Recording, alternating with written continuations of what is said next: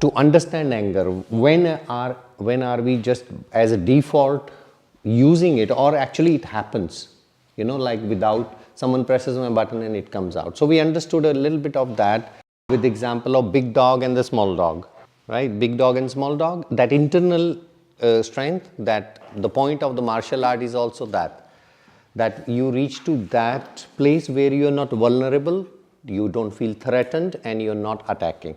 But there is one more thing we have to understand about absence of anger. It's not only aggression, but something internally happens to us. So a story which will clarify Ahimsa more to you. There was a samurai school somewhere. You know samurais? Samurais with the swords. And they are very disciplined people. So it was a samurai school where one day someone killed the samurai master for some conflict. I don't know whatever was the background, but someone killed the samurai master. Now he was the master of that school. He was the main teacher. So school operations stopped completely. All the students gathered and they said, our master is killed. So, but the school has to continue. What we have to do is to appoint one person who now becomes the new master. So the best of the student among all those students was appointed as a new master of the school. But they picked up another best student from the school to find that killer who killed the master and to kill him. It was their tradition. It was their way. So now school continued as the new master is now taking care of the routine, and this other student who is another best student from the school is chasing this killer. Now someone who killed the samurai master must be also a very disciplined guy and a very sharp guy who could kill a samurai master. Must be a very nice and amazing warrior for that matter. Now this student is chasing this killer, and killer is so smart that he's changing his location every day. He is not easy to catch. So the moment the student is coming closer, he escapes or he changes his location. It's been a year now that the student is chasing this killer. One day, after a year, the student have success and he find that killer. He put that killer on the floor, take out his sword, put it on almost pointing towards his chest and about to put the sword in the chest of that killer. Now the killer spits on the face of the samurai student. The samurai student take out his sword and put it back in the cover. Now the killer was puzzled. He said, it's been a year. You are following me like a shadow. I didn't sleep. I didn't eat properly. I'm always in this fear that you will catch me. And now since you find me and you are about to kill me, then do it. The samurai student answered. He said, and the killer asked, why did you not do it now? He said, because you spit on my face. I got angry. So he's going to come back. He says, I'm going to come back and kill you. That is my dharma and go back to my practice.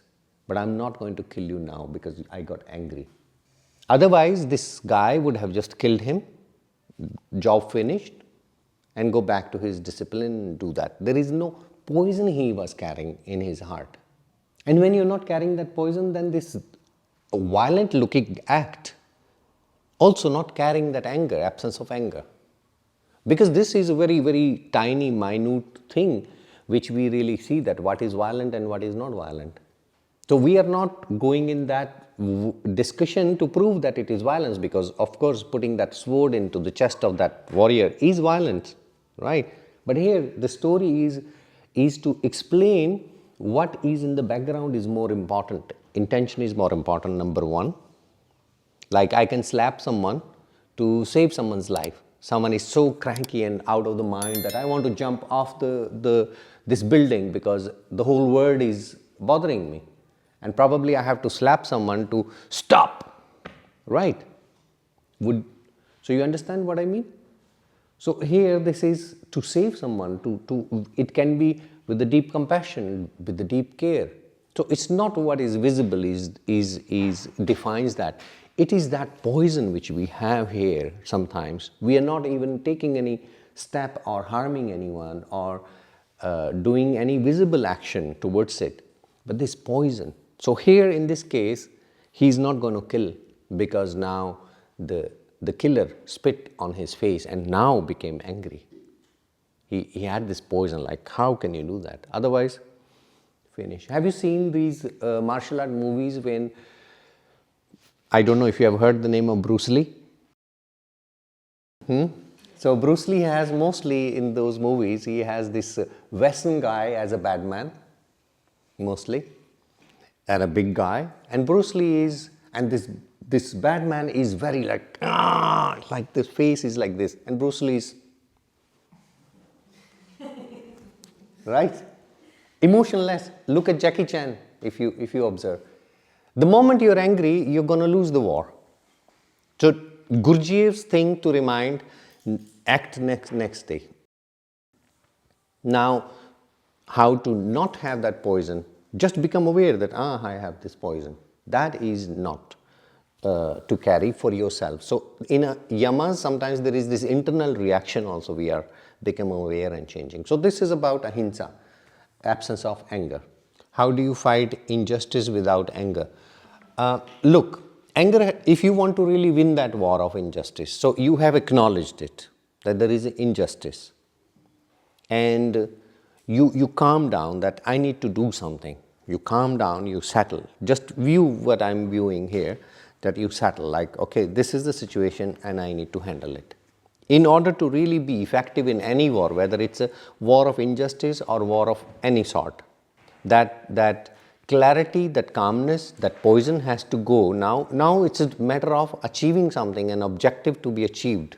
Let's say it can be war.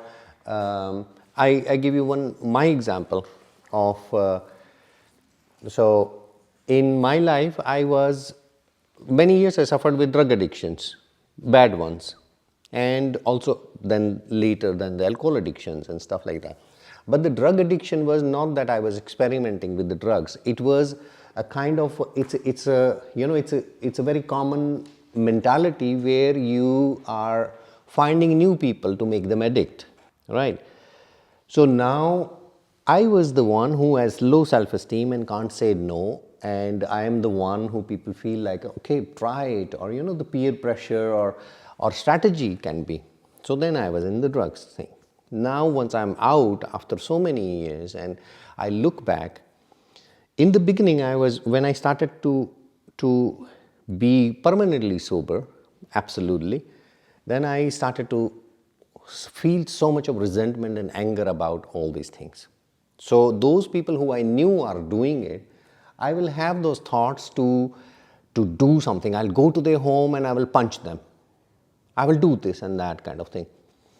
Am I really doing that?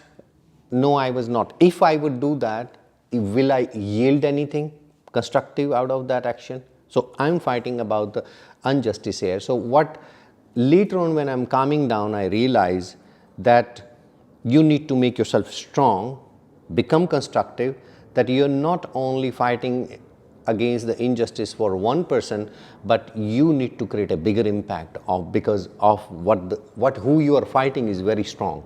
It's not one person, it's very, very big for that matter. So this is one example of what kind of cause it can be. So now you're not fighting a war to lose the war. You're fighting a war to create an impact, to now hear the care of those young people who probably are put into all this in all over the world. So how can you be effective with what you have got? So then later on I said, no, I'm not going to waste my energy on this thing. I will see what can I do in this case. So I'm doing my parallel work till today, and it will go on and I will become even more effective with the time. So here this anger is stored and become my medium of my motivation, right? So anger is not gone actually here. But this anger is not now burning me.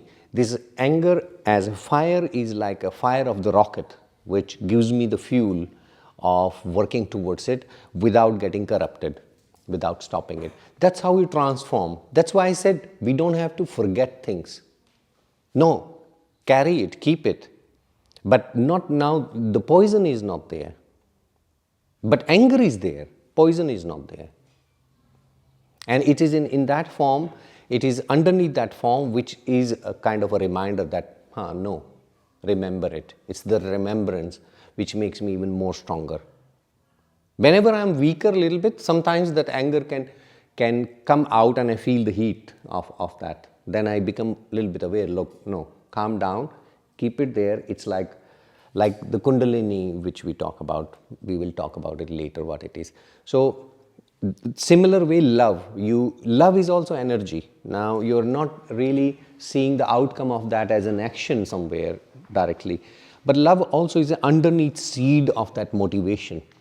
Similarly, the anger can be the seed of that. Now in this part, I can tell you the way I would say the safety. I gave an example of the animal kingdom in the jungle, how a lioness is protecting the cub.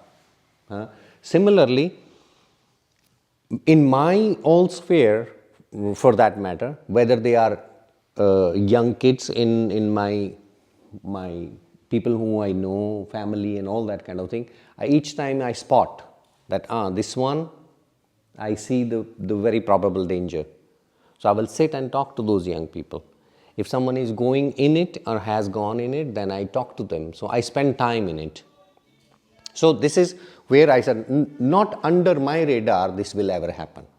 And that feeling, that alertness comes from this uncomfortable anger which is underneath. Did I answer your question?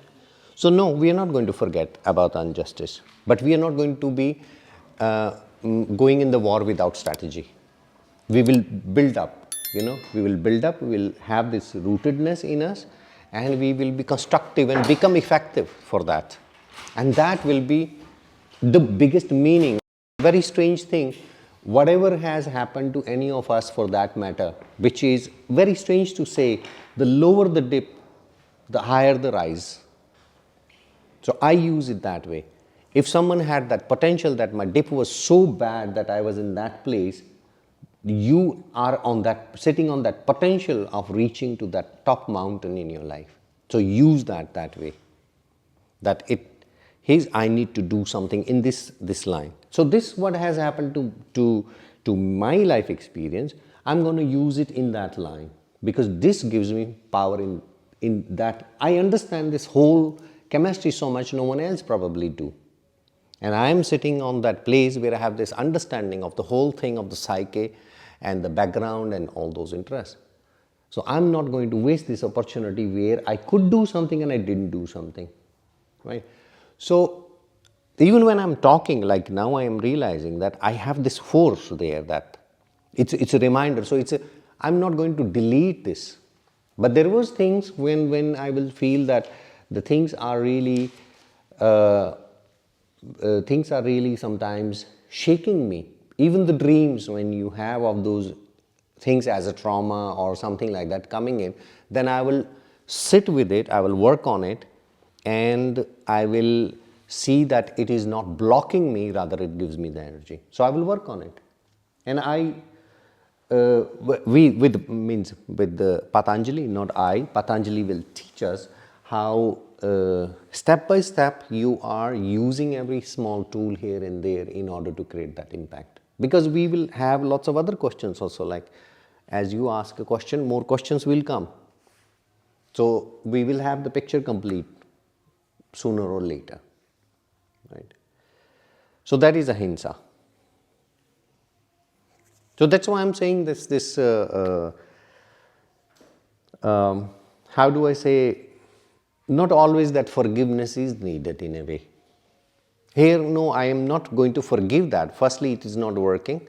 Secondly, this is my seed here. Though I am now not individually angry on someone, that person who was involved, and or because they were also drug addict, none of them is even alive today.